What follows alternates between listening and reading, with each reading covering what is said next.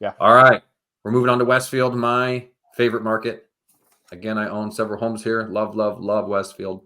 And it continues to just outperform, outproduce everything. Man, I love Westfield. So looks like year over year, we're up 2%. Month over month, we're up 2%. Look at this sneak peek into May. It just continues to go up and up and up. Look at this average rent is $24.50. Gosh, if we were talking about this 2 years ago, I think we pulled it up a couple of videos ago. It was like $1,600 or something crazy like that. So this is just like skyrocketed. There's so much more room to go in Fisher. So much building going on out there. So much activity. So many. Every time I open the paper, there's a new something being announced in Westfield. So gosh, just super optimistic about this one. 74 homes on the market. How does that, again, that trend is going down. I mean, we started at 129. The scary number here is the average days on the market. That's very similar to Indy.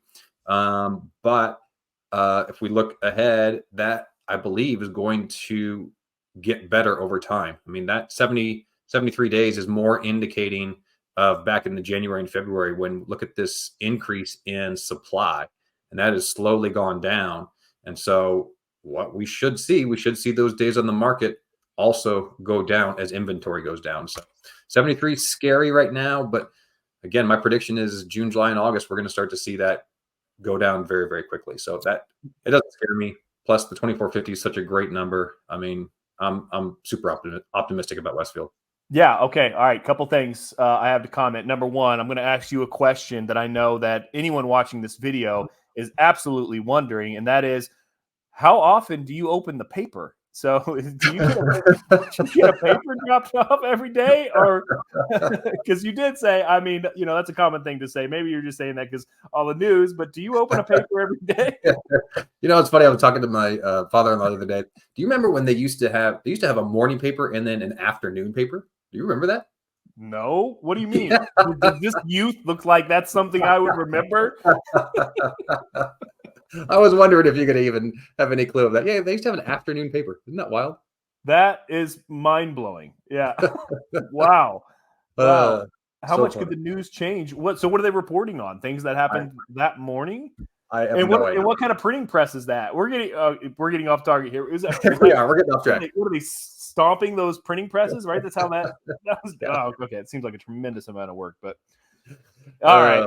Okay. Anyway. And then now back to what we're talking about here. Your average days on market. Yes, 73 is scary, but you know what's not scary is just below that, where you see that's down 40% month over month. Because I know, Mike, that I was starting to turn you into a little bit of a pessimist about Westfield, just like I was about Fishers. I feel like a scorned lover with Fishers, and I think you were closely there too with Westfield. I mean, those average days on market, although everything else appears to be pretty positive with Westfield, your average rents continue to tick up. Your sneak peek into May, but it's just hard to beat the cost of having an extended vacancy, which 73, in my opinion, is the very definition of an extended vacancy. So no, it absolutely is. It absolutely is. But all the more reason to stay tuned to these market reports. I mean, if you need to cut your rent by $50 or $100 this year to get through that, so you don't have that average days on the market, that's what I would do. That's what I do. I'm ahead of the market instead of behind it, and that's all the reasons that we do these market reports, is to educate our owners and potential owners of what is going on in the market. We just kind of have these conversations, whether they're comfortable or not comfortable. I mean, that's not an awesome number to report, 73, right? That stinks. But if you're smart about it, your home doesn't need to be at 73. That can be the average, but you can be above average. And that's why we're doing these videos, is to educate you to do what you need to do with pets, with your price on the rent, but fill that vacancy.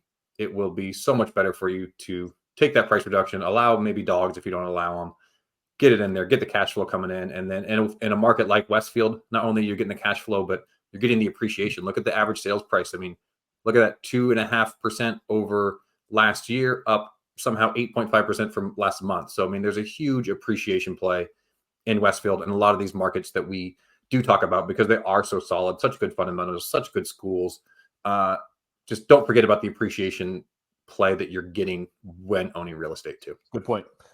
And the last thing I'm going to mention before we go on to the next market report is if you're watching this and you're like, my vacancy is super extending. It's over 73, or if it's over 50, and you're wondering what else you can do. If you're looking for another opinion, again, client of ours or not, reach out, post a comment. I will reach out with private message. I'll get the property address.